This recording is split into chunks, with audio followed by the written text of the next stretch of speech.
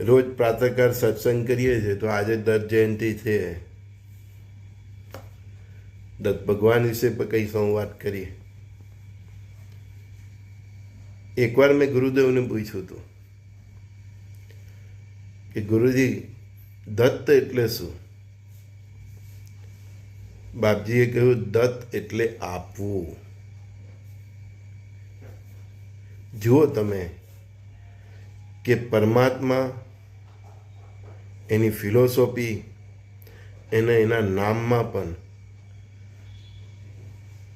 અને ગુરુના શબ્દમાં પણ આપવું એ જ પ્રાથમિકતા આપી છે. અને સંસાર કેવો ચાલે છે? ઉલટો. લેવું, બધાને લઈ જ લેવું છે. એટલે અવધૂતો અને સંતો અને ગુરુઓ દત્ત સંપ્રદાયના, તમને એવું લાગે કે જમાના કરતાં ઊંધા ચાલે છે.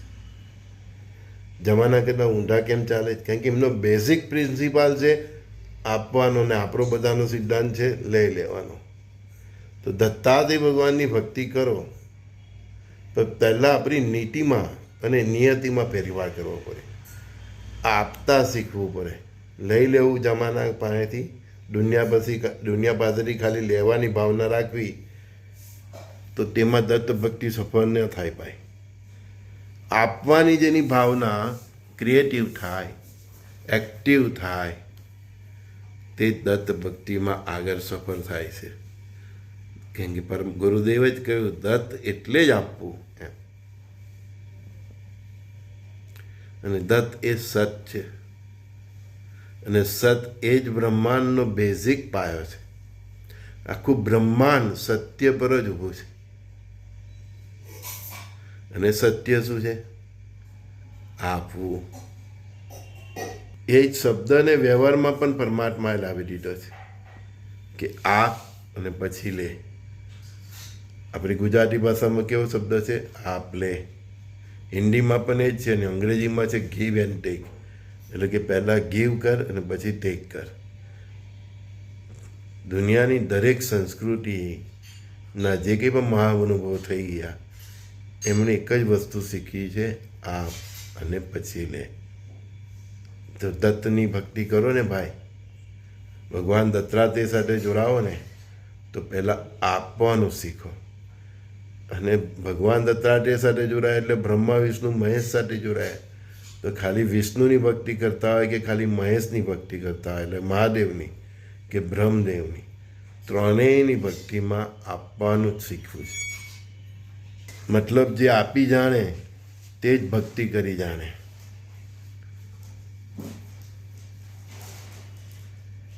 આપી જાણે એ જ ભક્તિ કરી જાણે. તમારી પાસે એક રોટલો હોય ને ભાઈ, એક રોટલો, એમાંથી પણ બટકું કોઈને આપો, ત્યારે દત્ત ભક્તિનો માર્ગ ખુલ્લો થાય છે. ના, આ ખાલી ક્રિયા નથી કરવાની, આ ક્રિયાની પાછળ ભાવ હોવો જોઈએ. ભાવ વિનાની ભગવાનની ભક્તિ કરી શકાતી નથી.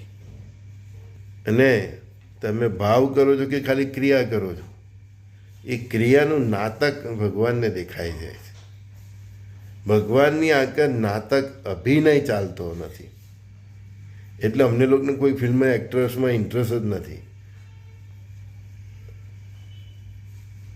અમને અભિનય નહીં, અનુભવની જરૂર છે, આચરણની જરૂર છે.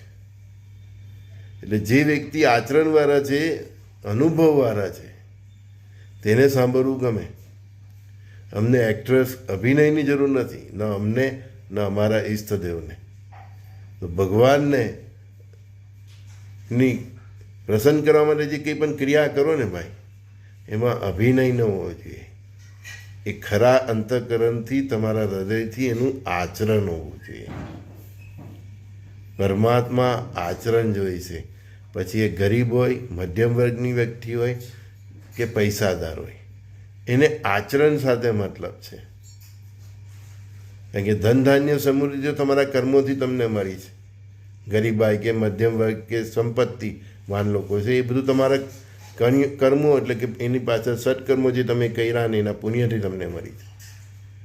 પણ ભગવાનને મેળવવા માટેનો શ્રેષ્ઠ રસ્તો આચરણ છે. અને દત્ત ભગવાનની મેઇન ફિલોસોફી જ છે કે આપતા શીખો.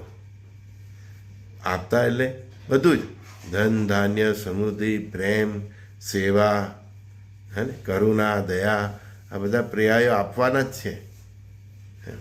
જે આપી જાણે છે તે જ દત્ત છે, એ જ દત્તનો સાધક છે. અને દત્તની સાધના એટલે બ્રહ્મા વિષ્ણુ મહાદેવની ત્રિદેવની સાધના. તમે કંઈ પણ કોઈ પણ ઈષ્ટદેવની પાસે જાઓ, રામને ભજો કૃષ્ણને ભજો. ગુરુ મહારાજે તો ત્યાં સુધી કહ્યું, રામ કૃષ્ણ શંકર હનુમાન શ્રી ગુરુદેવ દત્તાત્રેય ભગવાન. ફરીથી બોલું છું, રામ કૃષ્ણ શંકર હનુમાન શ્રી ગુરુદેવ દત્તાત્રેય ભગવાન. કોઈ પણ સ્વરૂપે આમાંથી ભજો, કોઈને પણ ભજો. પોલિસી જ મેઇન બ્રહ્માંડની બ્રહ્મની આપવાની છે. એ જ બ્રહ્મે, એ જ બ્રહ્મા વિષ્ણુએ, એ જ પ્રકૃતિના સહયોગથી આપણને શરીર આપ્યું. આપણે પહેલાં આપ્યું, એણે જ આપ્યું છે આપણને, આપણે થોડું આપ્યું એને. આપણે પણ એના જ અંશ છે, એટલે બધું એને આપણને આપ્યું જ છે. બરાબર, એણે જે આપણને આપ્યું છે, આપણને આ શરીર, આ દેહ, આ આત્મા, આ જીવન, આ બધી સમજણ શક્તિ, વિવેક બુદ્ધિ, બધું એણે જ આપ્યું છે. એણે જે આપ્યું છે એને ફરીથી રિટર્ન કેવી રીતના કરવું, કોઈ પણ જાતના અહંકાર વગર, અભિમાન વગર, એની પણ એની દ્રષ્ટિ હોય છે. અને એ જ દત્તની ભક્તિ છે કે એણે જે આપ્યું છે તે કઈ રીતે એના જ કાર્યોમાં આપણે એને ડાયવર્ટ કરવું, કોઈ પણ જાતના અહંકાર વગર, સમર્પણના ભાવથી, સેવાના ભાવથી, કરુણાથી, દયાથી કઈ રીતે એને ફરીથી રિટર્ન કરવું, એ જ ભક્તિ છે, એ જ દત્ત ભક્તિ છે. કરોડોનું દાન કર્યું, લાખોનું દાન કર્યું, હજારોનું દાન કર્યું, મંદિરના ગલ્લામાં 100 રૂપિયા નાખ્યા, ભાઈ દરેક ક્રિયા પાછળનો ભાવ, કારણ કે એણે પરમાત્મા જ્યારે આપણને આપ્યું છે ને, કોઈ પણ અપેક્ષા વગર આપ્યું છે. આ શરીર આપ્યું, એની અંદર આત્મા સ્વરૂપે રહ્યો, આપણને આયુષ્ય આપ્યું, પરિવાર આપ્યો, મા બાપ આપ્યા, આ પૃથ્વી જેવું સામ્રાજ્ય આપ્યું, નોકરી ધંધા વેપાર આપ્યા, કોઈને નહીં આપ્યા. જે પણ એને આપ્યું એને કેવળ આપ્યું છે. અને એણે જે આપ્યું છે એની સામે એની કોઈ અપેક્ષા નથી. એની કેવળ અપેક્ષા એક જ, એના જેવા બનો, એના જેવું જીવન જીવો અને કેવળ આપતા શીખો. અને એ જ દત્ત ભક્તિ છે, એ જ બ્રહ્મા વિષ્ણુની ભક્તિ છે, એ જ તમારી કુળદેવીની ભક્તિ છે, એ જ તમારા ઈષ્ટદેવની ભક્તિ છે.